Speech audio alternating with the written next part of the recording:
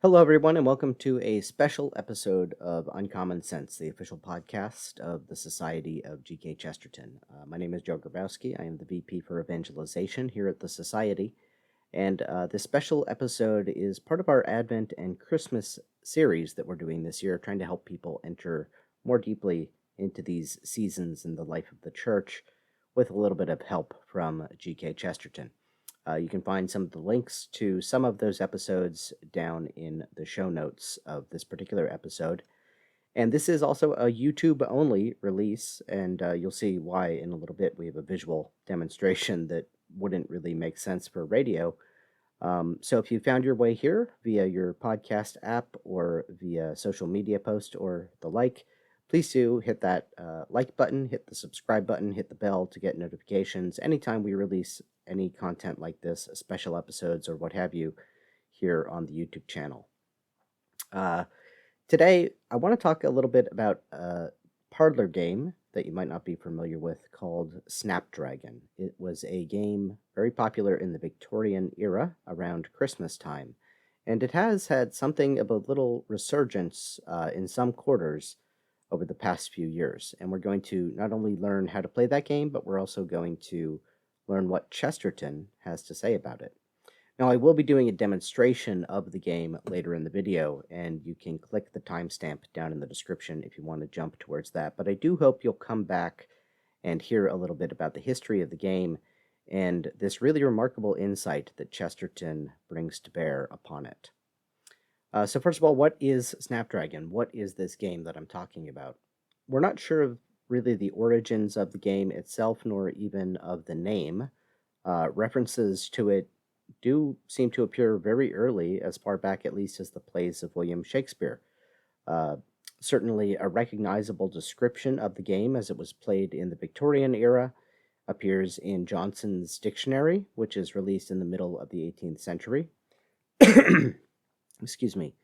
And nevertheless, it does seem synonymous with the Victorian era today, and that's probably because a lot of customs kind of became popular. There was a kind of a growth of a pop culture in the Victorian era, especially surrounding Christmas time, right? Famously, it was Queen Victoria adopting a Christmas tree into the royal household that sort of made that a very popular thing.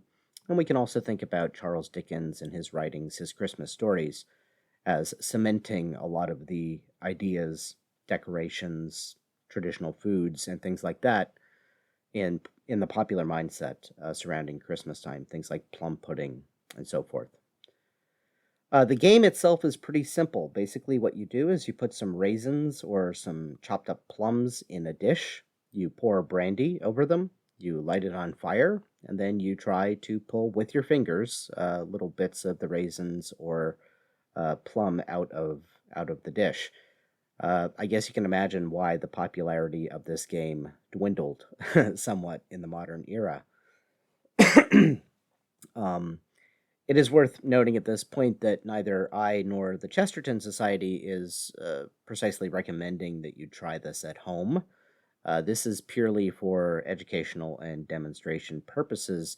As to whether or not you would want to give this a shot for yourself, I encourage you to do your own research, to look into it a little bit, to perhaps practice. Certainly, if you're going to try to introduce it to friends or to children, you would want to yourself make sure that you're very familiar with it before giving it a shot. And obviously, if children are involved, this should always take place in the presence of adult supervision. When the game was played traditionally, according to a book from 1879, this is Chambers' Book of Days, there was a chant or a poem that was read during it, so you could adopt this if you wanted to. And remember, Chambers' Book of Days, 1879, this would have been when Chesterton himself was about 5 or 6 years old, so it shows that this was in the cultural mindset at the time, and we can imagine, possibly, that a 5 or 6-year-old Chesterton was playing this game with his parents around Christmas time. It's worth reading the poem in full to give you an idea of what the Victorians did customarily as they played. Here he comes with flaming bowl. Don't he mean to take his toll? Snip, snap, dragon. Take care you don't take too much. Be not greedy in your clutch. Snip, snap, dragon. With his blue and lapping tongue, many of you will be stung. Snip, snap, dragon.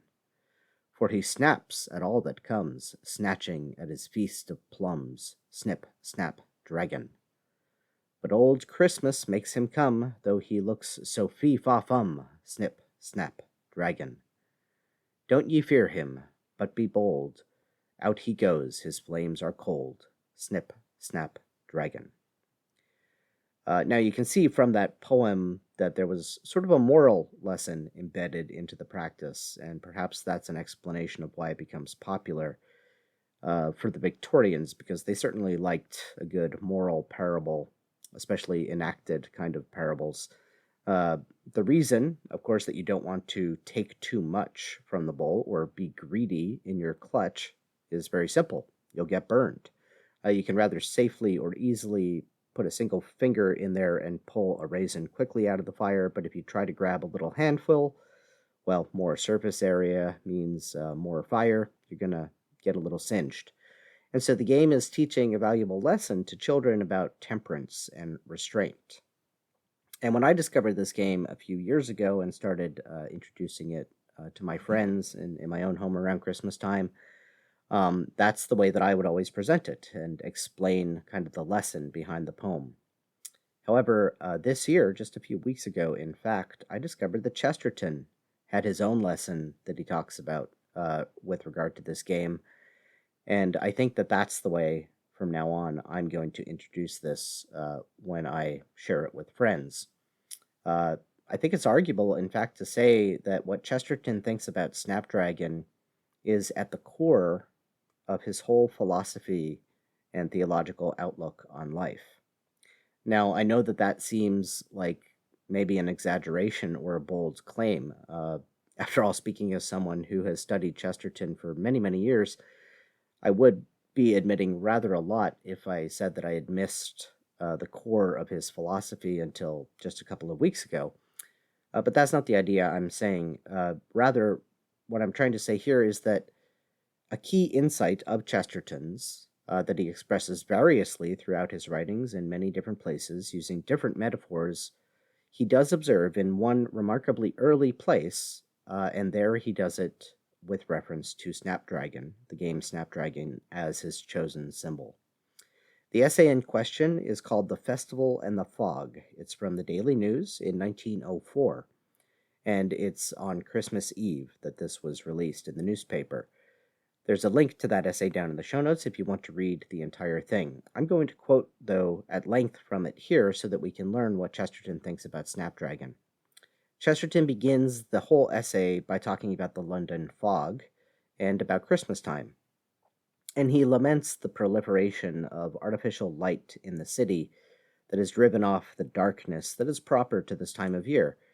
And then he expresses gratitude for the fog because it kind of forces that darkness back upon the city in a way that isn't conquered by the light. And he thinks that's a good thing for the sentiments of men as they prepare for Christmas. And so he writes, "The main point of the Christmas poetry is this idea of the dark and desolate background of winter. It is against that black behind that it is against that black behind that are kindled the fires of the fierce human festivity. We assert the divinity of man by the fact that when mere nature is most sad, we are most happy. And all the good Christmas customs have this quality of the capture of good out of ill. There's one game, for instance, which we tottering old fellows remember, which ought to be regarded as a living parable of the human lot at its highest. It is a game called Snapdragon. Its very name is a fairy tale, and it is made out of the two most poetical things in the material world, fire and things to eat. Now, there are in the world, I believe, people who think it's silly to snatch raisins out of blue flames and then eat them. But they are quite wrong, and they are quite wrong from the highest spiritual and philosophic point of view. So far from it being silly to eat raisins out of a blue conflagration, it is rather silly to eat them in any other way. So far from the Snapdragon principle being ousted from the Christmas feasts, it ought to be extended to all feasts, whatever. The whole object of poetry and mysticism, the whole object of all religions and all philosophies not invented by the devil, is to make us value good things. Thus, all methods or customs which surround the gaining of good things by any risk or difficulty are popular, that is to say, valued by the subconscious mind of men. Thus, hunting is popular, more popular than judged here. Thus, shooting is popular, more popular than partridge. But why adopt these doubtful and even cruel methods of making good things distant or dangerous when the excellent snapdragon method is easily within the power of modern ingenuity and civilization? Let the old major at the club recreate the thrills of his early days at the front. Let him snatch his mutton cutlet out of a sea of fire. Let the luxurious lady take her muffins off a red-hot shovel, respectfully extended towards her. Let the old gourmet who desires to have his bottle of Chateau Lafite with the chill off be obliged to plunge into a tank of boiling water and come up with the bottle clasped to his bosom. He would value the wine much more, every drop of it, like a ruby saved from a burning house. Every great legend, every great faith has this idea in it. Noah's Ark, to take the random example, has its permanent place in the books of religion and in the hearts of children, both because it contains all the animals in the world, but also because it contains them as saved from the sea. We value such things when we realize that we value such living things not when we realize that they are living, but rather, so to speak, when we realize that they are not dead. To take a larger example, this spirit is responsible for the enduring power of revivalism, which consists in the fact that it makes us look at some commonplace man with whiskers, suddenly and admiringly, as a brand from the burning. But everything is a brand from the burning. Everything might not have been. Every man was nearly killed in the hour when he was born. And if, on Christmas Day, in some sensible and endurable Christian household, we snatch raisins as brands from the burning, we are only snatching them as we snatch all earthly things. The whole of the Christmas ritual was created with a sure instinct for joy, like nearly all the ancient feasts of the ancient faiths, and in nothing is its instinct for enjoyment expressed so much as in this element which I have noticed in the game of Snapdragon. It realizes that great thing which men and children enjoy more than beauty or banquets, limitation. A thing given only at a certain time or in a certain manner, and even after a certain difficulty, is always better than a thing given without those restrictions. The great value of temperance is not that it increases restraint, but that it increases enjoyment. So that's what Chesterton has to say about this game of Snapdragon. And for those who are familiar with Chesterton and his writing, you might hear in this some insights very, very recognizable to us, although expressed differently. What he calls here in 1904 the Snapdragon principle, he later makes a real cornerstone of his observations in a chapter called The Ethics of Elfland in his 1908 book, Orthodoxy. I won't be alone among Chesterton scholars in claiming that the book Orthodoxy, and really precisely the chapter, The Ethics of Elfland, is arguably the heart of Chesterton's whole philosophical and theological outlook. In Orthodoxy, however, Chesterton, as I said, doesn't make reference to Snapdragon, but rather he makes reference to what we might call the Robinson Crusoe principle, or the cosmic coziness principle. And if you're not familiar with this, let me just read a brief passage from Orthodoxy that summarizes his insights. I may express this feeling of cosmic coziness by allusion to another book always read in boyhood, Robinson Crusoe, which owes its eternal vivacity to the fact that it celebrates the poetry of limits, nay, even the wild romance of prudence. Crusoe is a man on a small rock with a few comforts just snatched from the sea. The best thing in the book is simply the list of the things saved from the wreck. The greatest of poems is an inventory. Every kitchen tool becomes ideal because Crusoe might have dropped it in the sea. It is a good exercise in empty or ugly hours of the day to look at anything, the coal scuttle or the bookcase, and think how happy one could have been to have brought it out of a sinking ship onto a solitary island. But it is a better exercise still to remember how all things have had this hairbreadth escape. Everything has been saved from a wreck. Every man has had one horrible adventure, as a hidden untimely birth he had not been, as infants that never see the light. Men spoke much in my boyhood of restricted or ruined men of genius, and it was common to say that many a man was a great might have been. To me, it is a more solid and startling fact that any man in the street is a great might not have been. But I really felt, the fancy may seem foolish, as if all the order and number of things were the romantic remnant of Crusoe's ship. That there are two sexes and one sun was like the fact that there were two guns and one axe. It was poignantly urgent that none should be lost, but somehow it was rather fun that none could be added. The trees and the planets seemed like things saved from the wreck, and when I saw the Matterhorn, I was glad that it had not been overlooked in the confusion. End quote. And finally, I just want to note that this very same principle that Chesterton expresses here in the Ethics of Elfland, he reiterates elsewhere earlier in that same chapter.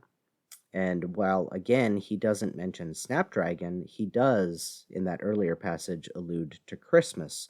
And so to tie all this together, it is worth quoting that other earlier passage from the Ethics of Elfland as well. There, Chesterton recounts how his convictions about life and the universe were beginning to take shape, and he writes, quote, "My strongest emotion was that life was as precious as it was puzzling. It was an ecstasy because it was an adventure. It was an adventure because it was an opportunity. The goodness of the fairy tale was not affected by the fact that there might be more dragons than princesses. It was good to be in a fairy tale. The test of all happiness is gratitude. And I felt grateful, though I hardly knew to whom. Children are grateful when Santa Claus puts into their stockings gifts or toys or sweets. Could I not be grateful to Santa Claus when he put in my stockings the gift of 2 miraculous legs? We thank people for birthday presents of cigars and slippers. Can I thank no one for the birthday present of birth?" End quote. I, for one, think that this is a great lesson from Chesterton, a central lesson to take to heart, to ponder, to meditate, not just to hold dear at Christmas time, but really to take into every day of our life to whatever extent we can. Whether we call it the fairy tale concept or the Robinson Crusoe lesson, cosmic coziness, or the Snapdragon principle, I think we should follow Chesterton in seeing every good thing as a gift, and furthermore, a gift that might have been lost. And we should thank God for those gifts. Thank Him for restoring those good things to us, and most importantly, for restoring us to Him. And if it helps us to maintain that attitude of gratitude by playing a game of Snapdragon, even in spite of its slight dangers, maybe the risk of a single singed fingertip is worth it. So with that lesson in mind, let's get on to the demonstration and see how this game is played. Okay, and here we are ready to get started with a demonstration of how this game is actually played. First thing you want to do, obviously, is get everything set up. And so here I have my setup. You'll see that I have a nice stoneware or earthenware plate, something that's heat resistant, something that can possibly go in a warm oven. You might even want to warm your plate up. You don't want to take something cold right out of the kitchen, especially if your kitchen's cold, because the heat shock might cause it to crack. But if it's room temperature or good quality plate, maybe even the plate out of your microwave, you should be pretty safe and okay to go. Over here I have a mug with my brandy in it, and you want to kind of get your brandy amount right. What I do is, I use this plate every year, so I kind of know how much brandy. You want brandy that kind of comes partway up the raisins, but doesn't totally cover them. That's because then the top of the raisin won't have any burning brandy on it, and it makes it a little easier to reach in there and grab it. You'll notice too that I have my raisins set out on my plate. Take the time ahead of time to just spread the raisins out a little bit. You don't want them all clumped together. You don't want a bunch stuck together. More surface area means more heat, more fire, and potentially, as people grab at them, less success and more time spent with their fingers in the fire than is probably good for them. And then finally, I have a little bowl of salt here. I'll show you kind of what that does later on. In terms of the brandy choice that you might want to use, I am using a ginger flavored brandy, as you can see here. And this is a 35%, 70 proof brandy. You can use cognac, anything up to kind of 80 proof or 40% is going to be fine. You don't want to go too high above that because it can burn a little hotter. And then safety first, I do have a nice candle lighter here, or grill lighter. I do think it's a little ironic being picky about the lighter when we will actually be putting our fingers into the fire later. But, it's a little safer to go ahead and ignite the brandy with that.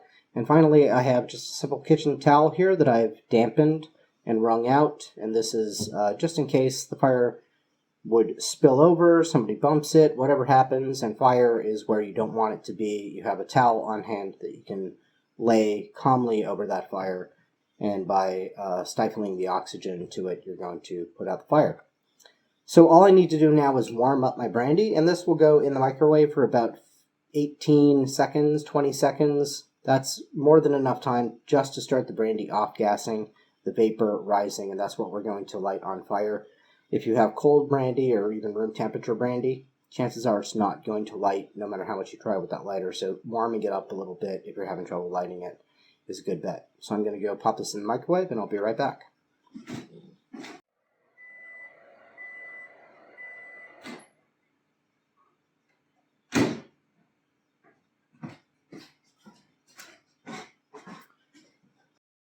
All right, now we're ready to play, and you do want to get all your setup done and just have kind of your mise en place ready for the game because it does go quickly. This brandy will burn off pretty quickly. There's no way we're going to get, even if I had a crowd of people here, through all these raisins, I can tell you that.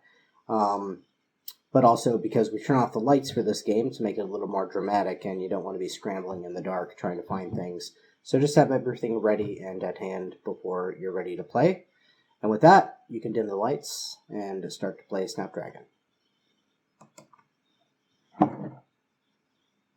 So just pouring my brandy now onto the plate.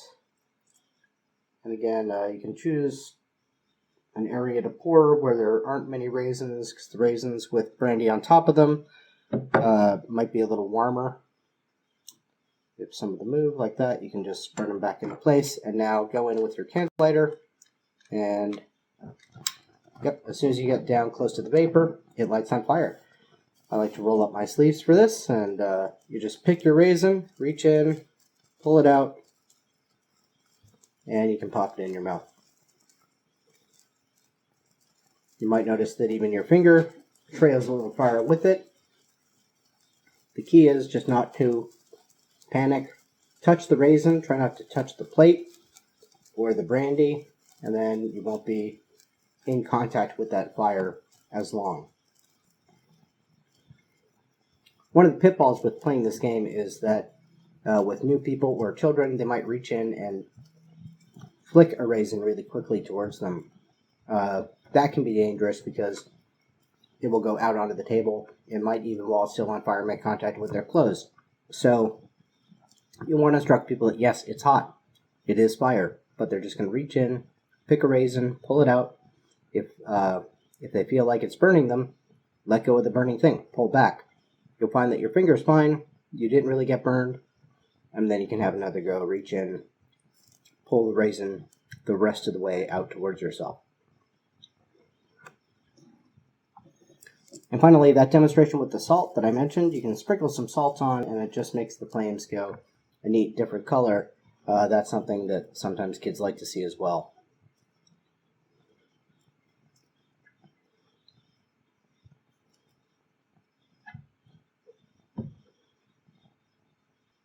And there you have it. Once the flames have burnt out, you can bring up your lights, and then you do cleanup.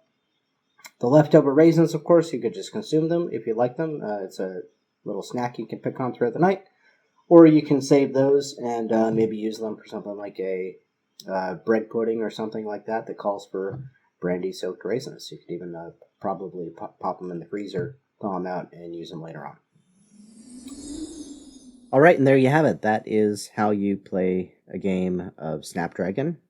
Just to be clear, I'm not recommending this necessarily. This is something that if you choose to somehow experiment with in your own home, you do so at your own risk. You should do your own research. However, I hope having seen it and having understood what it is and having heard what Chesterton had to say about it, it gives you some food for thought in these days of late Advent and Christmastide.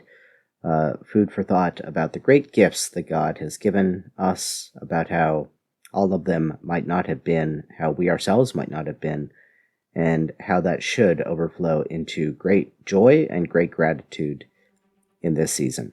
From all of us here at the Society of G.K. Chesterton, I wish you a blessed remainder of Advent and a Merry Christmas, depending on when you're tuning into this episode. And I encourage you, if you appreciate this content, if you enjoy what we offer here at the Society, you consider letting that gratitude overflow into gift and visiting our website, chesterton.org, to make a special contribution here at the end of the year to help us going into this new year, 2025, to continue to bring Chesterton's wit and wisdom and insight and great joy and gratitude to the world. Thank you and God bless.